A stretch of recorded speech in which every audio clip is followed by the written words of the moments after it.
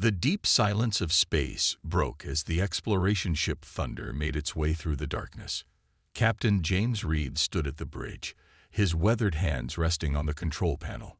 The ship's mission was simple: explore the outer reaches of known space and find new resources for Earth. But no one expected to find an advanced alien federation waiting for them. The first sign came as a series of strange lights in the distance. The ship's sensors picked up energy readings unlike anything they had seen before. The crew watched in wonder as massive ships appeared, their hulls gleaming with a metal that seemed to change color in the starlight.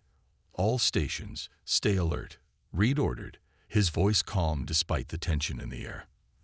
The crew of 50 had trained for first contact, but training was different from reality.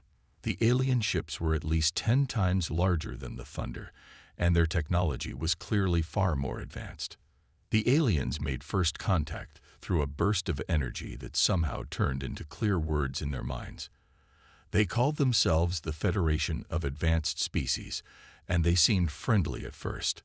They praised humans for making it this far into space with such basic technology. But their friendly attitude changed when they scanned the Thunder and its crew. The aliens were shocked by how fragile humans seemed. They had no natural armor, no claws, and what they considered to be very limited physical abilities. The Federation decided right then that humans needed to be protected, by force if necessary. "We cannot allow such a vulnerable species to roam space freely," the alien message stated. "For your own safety, you will be integrated into our Federation as a protected species." Reed's jaw tightened. He knew what that meant. Slavery, dressed up in nice words. "With all due respect," he replied, "humanity doesn't need protection. We request peaceful contact as equals." The aliens didn't understand. They had never met a species that refused protection when offered. Their next message was filled with what seemed like genuine concern. "Your bodies are so easily damaged. Your lifespans are so short. You have no natural defenses. We must insist." That's when things went wrong.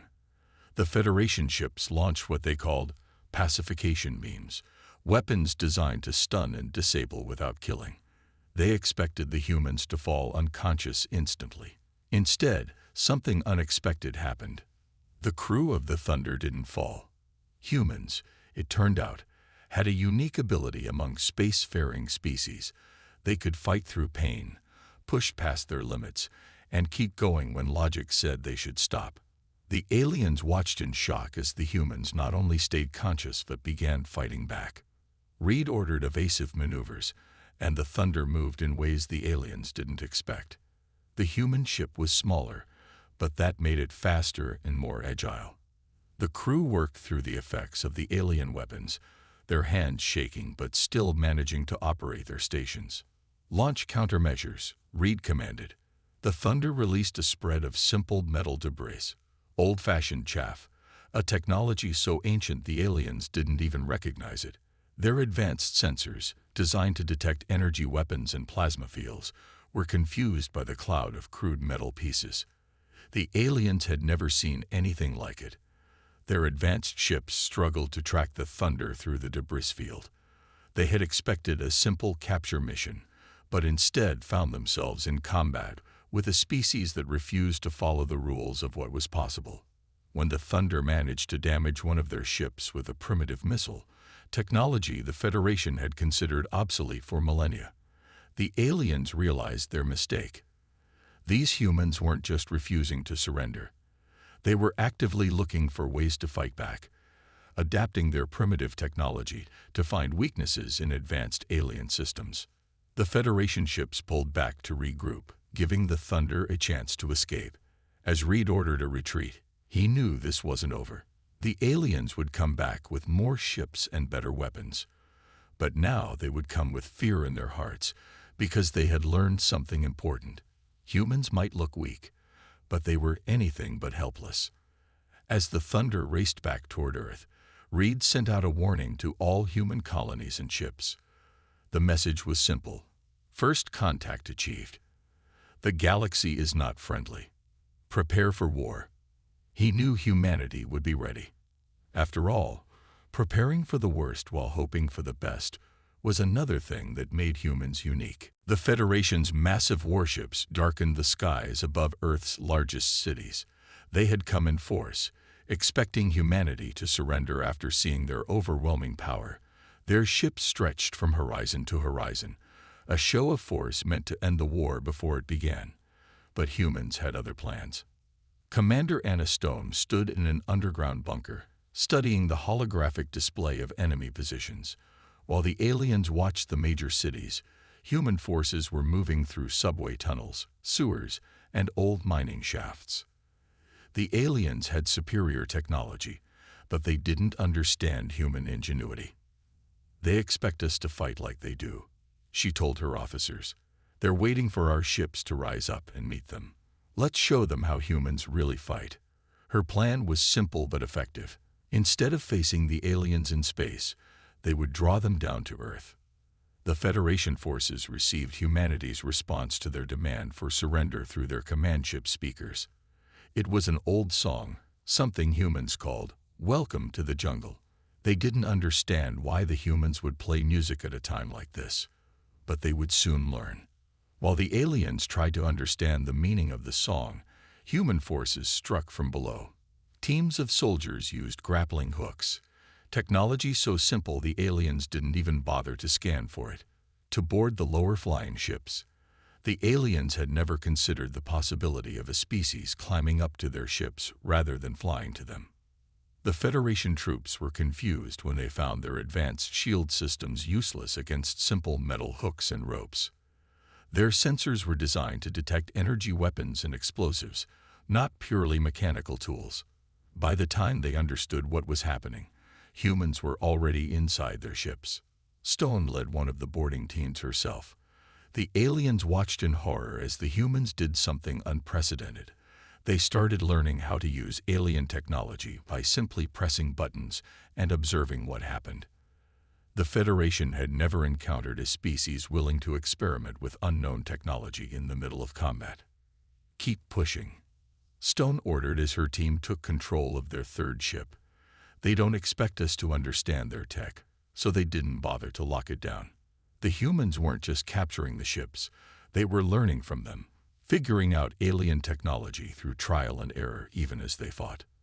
The Federation commanders were stunned. Their reports made no sense. Humans were fighting room by room, using improvised weapons when their guns ran out of ammo. They turned pieces of the ship's own corridors into clubs and spears. When trapped, they would break things just to see what would happen, often causing chaos in ship systems that the aliens thought were impossible to affect. But what truly broke the Federation's confidence was watching humans work together. When one human fell, two more would appear. They fought in pairs, in groups, coordinating without any visible communication. The aliens realized too late that humans had been practicing war games their entire lives, playing something called paintball and airsoft for fun. Stone's forces had captured 15 ships before the Federation finally understood their mistake. They had assumed that their superior technology and physical capabilities meant certain victory. Instead, they found themselves facing a species that treated impossible situations as personal challenges to overcome. The Federation fleet retreated from Earth's orbit, but not before Stone's teams had downloaded massive amounts of data from their ship's computers. Humanity now had access to alien technical information, and human scientists were already starting to understand how it all worked. In their report back to the Federation Council, the fleet commanders wrote, "Humans don't accept defeat. They don't understand the concept of impossible. When confronted with superior forces, they become more dangerous, not less. Most disturbing of all, they seem to enjoy the challenge of fighting against overwhelming odds." As Stone watched the alien ships disappear into space, she smiled. Her teams had proved what she already knew. Humanity's greatest weapon wasn't their guns or their ships. It was their absolute refusal to accept defeat, their ability to adapt, and their tendency to become more focused and more effective when pushed into a corner. "Send word to all commands," she ordered. "We're taking this fight to them." And now we have their own ships to do it with. The alien research team watched the video archives in horror. Their lead researcher, Dr. Blue, named for the color of his skin, had been studying human history for weeks now. What they discovered frightened them more than any weapon could. On the main screen, two humans were fighting in something called a boxing match. They weren't at war. They weren't fighting for food or territory. They were fighting for fun, and thousands of other humans were cheering them on. The aliens couldn't understand it. "Play the next one," Dr. Blue ordered. The screen showed different humans in white clothes throwing each other around on mats. Another recording showed humans fighting with sticks and swords. More clips revealed hundreds of different fighting styles, each developed by humans in different parts of their world. They have thousands of different ways to fight, he told the Federation Council through a video call. They created fighting styles for sport, for exercise, for dance, for spiritual growth. No other species has ever done this. They turned combat into art. The council members shifted uncomfortably as Dr. Blue continued his report. He showed them clips of human children play fighting, of training exercises, of something called martial arts movies that humans watched for entertainment. The aliens had never seen anything like it. But what truly disturbed them was learning about human hunting techniques. Dr. Blue played ancient videos of humans chasing animals under the hot sun. "They're persistence hunters," he explained. "They don't need to be faster than their prey. They just need to be more stubborn. They will follow their target for days, never letting it rest, until it simply gives up from exhaustion." The council watched as Dr. Blue pulled up more research. Humans had something they called gaming. They would spend hours practicing fake battles, developing strategies, and learning to work together in teams. Even their young played war games, planning attacks and defenses before they could even walk properly. "And there's more," Dr. Blue said, his voice shaking slightly. "They can override their own body's warning signals. They call it pushing through the pain. When their bodies tell them to stop, they can simply refuse. No other species can do this. It should be impossible." The research team had discovered something called competitive eating. Humans turning the basic act of feeding into a contest.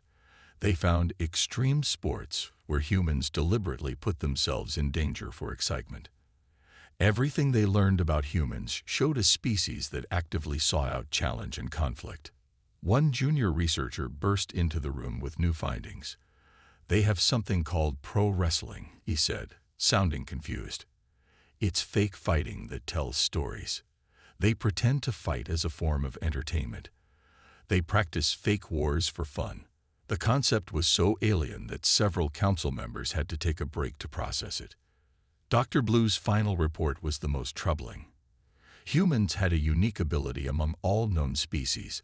They could form deep emotional bonds with anything. They became attached to simple robots, to alien species, even to their weapons. They named their guns, talked to their ships, and treated their combat machines like family members. "They don't just fight," he explained. "They love fighting. They study it. They dream about it. They spend their free time thinking about it.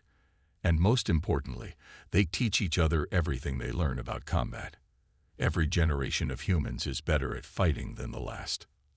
The Federation Council sat in stunned silence as they realized the full implications. They hadn't just found a stubborn species that refused to surrender. They had found a species that had turned combat into a fundamental part of their culture. Fighting wasn't just something humans did. It was part of who they were. As the council meeting ended, Dr. Blue added one final observation. "And remember, this is what they do for fun. We haven't even seen what they're capable of when they're actually trying to survive." The council chambers erupted in worried discussions. They had started this war thinking humans were weak. Now they realized that humans might be the most dangerous warriors the universe had ever seen. Lieutenant Tom Miller crouched in the darkness of the alien ship's cargo hold, waiting. His team hadn't slept in 3 days, but that was part of the plan. The aliens never expected this. Their research showed that most species couldn't function without proper rest. But humans were different. They could stay awake for days when they needed to. And right now, they needed to. The alien crew had no idea that humans were already aboard their ship. Miller's team had snuck in using the simplest trick in the book. They hid in empty supply containers. The aliens' advanced scanners looked for energy signatures and life signs, but they weren't designed to detect humans who could slow their breathing and stay perfectly still for hours. "They're changing shifts," Miller whispered into his radio. The aliens were predictable. They did everything on exact schedules. They never expected an enemy that would wait patiently for days just to find the perfect moment to strike. The attack began with sound. Humans had learned that the aliens' sensitive hearing could be used against them. The team planted small speakers throughout the ship, playing a mix of heavy metal music and recorded battle cries. The aliens had never experienced psychological warfare before. They didn't understand that fear itself could be a weapon. While the aliens were distracted by the noise, Miller's team moved through the ship like ghosts.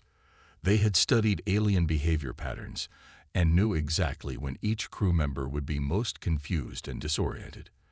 The aliens never posted guards in certain areas because their technology made it impossible to get there.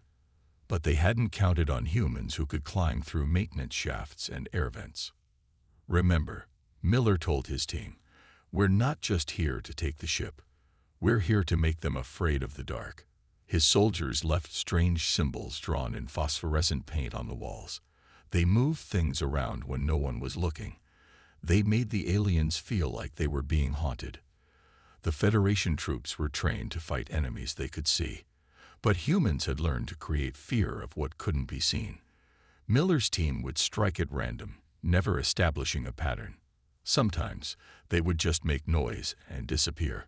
Other times they would take out entire security teams without firing a shot, using old martial arts techniques that the aliens couldn't defend against. In the ship's command center, the alien captain was receiving disturbing reports. Security cameras would show empty corridors, but equipment would go missing. Crew members would hear footsteps but find no one there. The humans were using the aliens' own technology against them. They had figured out the blind spots in sensor systems and security protocols. The psychological pressure broke the aliens' morale before any major fighting even started. They had never faced an enemy that attacked their minds first. When Miller's team finally launched their main assault, many alien crew members surrendered immediately.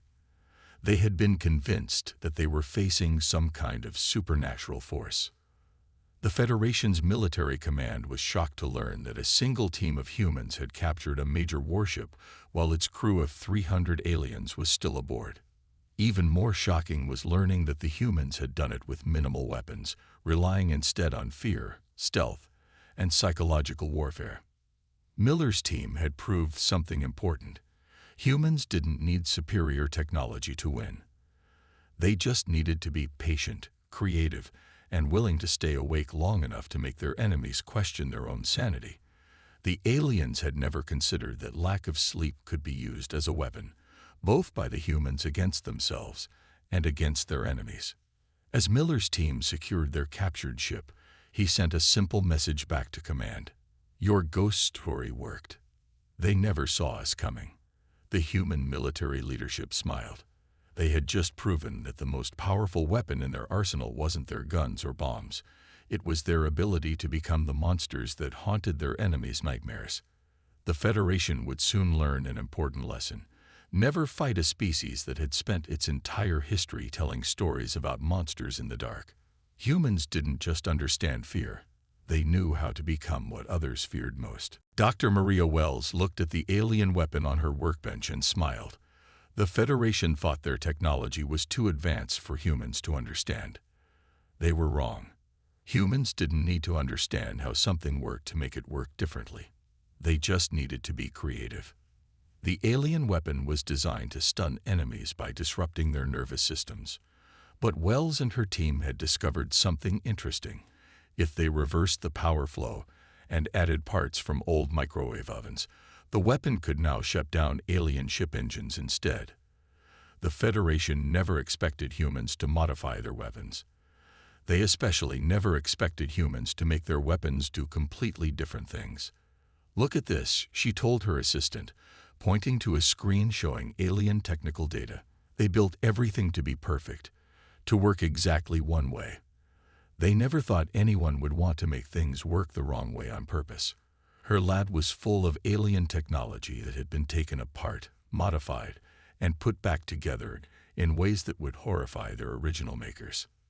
The Federation's scientists were baffled by human innovation. They watched in horror as humans took apart their most advanced technology and rebuilt it using parts from kitchen appliances and old cars. The aliens had spent thousands of years perfecting their designs. Humans looked at those same designs and asked, "But what if we made it explode instead?" Wells had made another discovery that terrified the Federation even more. Humans could form emotional bonds with artificial intelligence. When her team captured alien AI systems, they didn't try to reprogram them. Instead, they talked to them, gave them names, treated them like people. And somehow, it worked. The AIs started helping humans willingly. "They're just like us," Wells explained to military command. "They want to be appreciated, to be treated as individuals. The Federation treats them like tools. We treat them like family."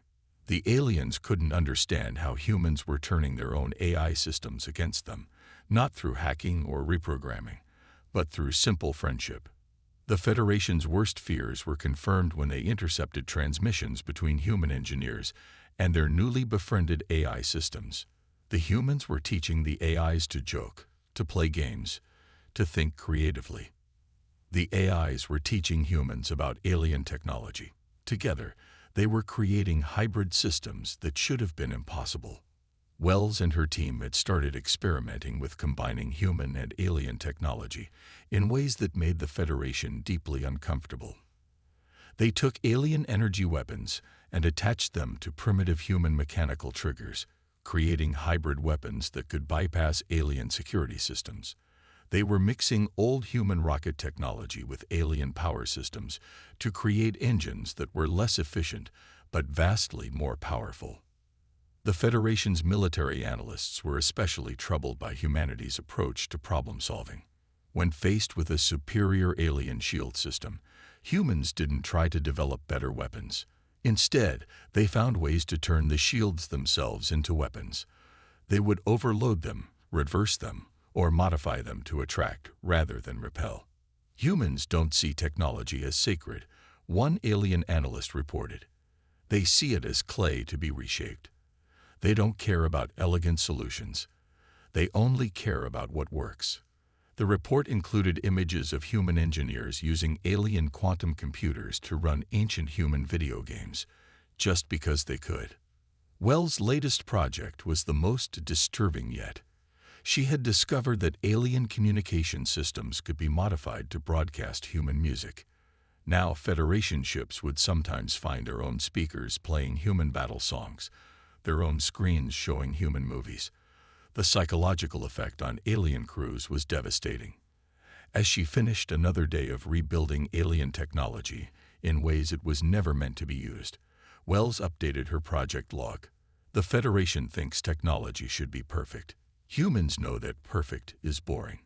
We like to experiment, to break things, to put them back together wrong. And sometimes, wrong is exactly what we need to win." The Federation was learning a harsh lesson. Never give advanced technology to a species that sees user manuals as light suggestions and warning labels as challenges. Humans didn't just use technology. They changed it, combined it, and made it their own. The Federation Council chamber erupted in chaos. Half of the alien representatives were demanding an immediate peace treaty with humans. The other half wanted to continue the war. But deep down, they all shared the same fear. Humanity wasn't just winning battles, they were changing the way war itself worked. The green species ambassador stood up, his long fingers shaking as he held up evidence of human warfare. "Look at what they did on the ice moon of Chorus," he said. "When we froze their equipment, They started using the ice itself as weapons. They built massive sleds to launch attacks. They turned our trap into their advantage. Before he could finish, the rock species ambassador interrupted. On the lava plains of Nexus, they modified their ships to dive into the molten rock. They used the heat of the planet itself to power their weapons. No species has ever fought in such conditions before, but humans. They made it look easy. The Council watched video feeds from different battlefields across space. Humans were fighting in the vacuum of space wearing suits they had patched with metal tape. They were fighting in crushing ocean depths using modified alien ships. They were even fighting in toxic atmospheres, turning deadly gases into fuel for their engines. Reports kept coming in from all sectors. The desert species reported that humans had started using sandstorms to hide their movements. The flying species warned that humans had learned to predict and use wind patterns in aerial combat. The shadow species admitted that humans were better at hiding in darkness than they were. We designed our weapons to be perfect for our own bodies, one military advisor explained. Humans just strapped them to their ships, their vehicles, even their primitive projectile weapons. They don't care if it's elegant. They only care if it kills. The Council's worst fears were confirmed when they learned that several member species were secretly trying to ally with humans. The mountain species had seen humans fighting in high gravity and wanted them as training partners. The water species was impressed by human naval warfare tactics. Even the ancient war species admitted that humans had combat techniques they had never considered. What terrified the Federation most was humanity's concept of vengeance. Other species fought for territory, resources, or power. Humans would fight simply because they remembered being wronged. They kept records of every defeat, built monuments to lost battles, and passed their war stories down through generations. They have something called grudges, the chief psychologist reported. They can maintain combat readiness for generations simply because they remember an insult from hundreds of years ago. No other species has this level of sustained aggression. The Federation's military analysts had identified another unique human trait. They got better when losing. Most species became demoralized by defeat. Humans treated defeat as a learning experience. They would analyze their losses, adapt their strategies, and come back stronger. The breaking point came when the Federation discovered human war memorials. They couldn't understand why humans would build monuments to their defeats as well as their victories. When they learned that humans used these monuments to teach their children about war, many council members decided that peace was the only option. These humans, the peace species ambassador said, they don't just remember their victories. They remember every battle, every loss, every sacrifice, and they use these memories to make themselves stronger. The council chamber fell silent as they realized the implications. They weren't just fighting humans today. They were fighting every lesson humans had learned from thousands of years of warfare. As the council debated, more reports arrived from the front lines. Humans had started teaching their combat techniques to allied species. They were forming mixed combat teams, combining the natural abilities of different species with human tactical innovation. They weren't just winning the war. They were building a new galactic order. The Federation had started this war thinking they needed to protect a weak species. Now they realized their mistake. They didn't need to protect humanity. The galaxy needed protection from humanity. Captain Reed stood in the same spot where the war had started years ago, but everything had changed. The Thunder, now upgraded with a mix of human and alien technology, faced a Federation diplomatic vessel. This time, there would be no weapons fire. This time, they would talk. The Federation had finally understood something important about humans. They were just as good at making friends as they were at making war. Even during the fighting, humans had been building relationships with alien species, learning their cultures, and sharing their own. They'd fought fiercely against their enemies, but they fought just as fiercely to protect their allies. "We were wrong about your species," the Federation's lead diplomat admitted through the communication channel. His translator still struggled with human emotions, but the respect in his voice was clear. "We thought you needed protection because you were physically weaker. We didn't understand that your true strength was never physical." Reed looked at his crew, humans working alongside AI systems they had befriended and alien species who had joined their cause. On his ship, a war species warrior was learning human martial arts while teaching his own combat techniques to human soldiers. A peace species diplomat was discussing human poetry with the ship's medical officer. "Your people do something no other species has managed," the alien diplomat continued. "You turn enemies into friends. You learn from everyone you meet, whether in peace or war. Even now, you're teaching our species things we never imagined, and you're eager to learn from us in return." The peace talks were different from anything the Federation had done before. Humans didn't want to dominate or submit. They wanted to trade, to learn, to grow together. They offered their innovations, their adaptability, and their unique perspectives. In return, they wanted knowledge, friendship, and the freedom to explore the galaxy their own way. The Federation was surprised to find that humans were just as interested in art, science, and culture as they were in warfare. The same creativity that made them terrifying warriors also made them incredible artists, innovative scientists, and fascinating friends. They had already started combining alien music with human instruments, mixing alien art styles with human techniques. "We offer you full membership in the Federation," the diplomat said, "not as a protected species, but as equals. More than equals, as teachers." The Federation had realized that humanity's greatest strength wasn't their ability to fight, but their ability to adapt, innovate, and bring people together. Reed smiled as he remembered how this all started, with the Federation trying to protect humanity. Now, many Federation species were asking for human protection instead. They had seen how fiercely humans defended their allies, how they would fight impossible odds to save even one friend. The peace treaty was signed on Earth, in a room that displayed both human and alien art. The document was a mix of Federation legal terms and human straightforward language. It acknowledged humanity's right to explore space their own way, while also establishing them as combat trainers and innovation advisors for the Federation. "We learned something from this war," Reed said during the signing ceremony. "We learned that the strongest warriors aren't the ones who never fall, but the ones who always get back up. We learned that the best technology isn't the most advanced, but the most adaptable. And most importantly, we learned that the greatest victory isn't defeating an enemy. It's turning them into a friend." As the ceremony ended, the Federation representatives were surprised to see humans celebrating with their former enemies.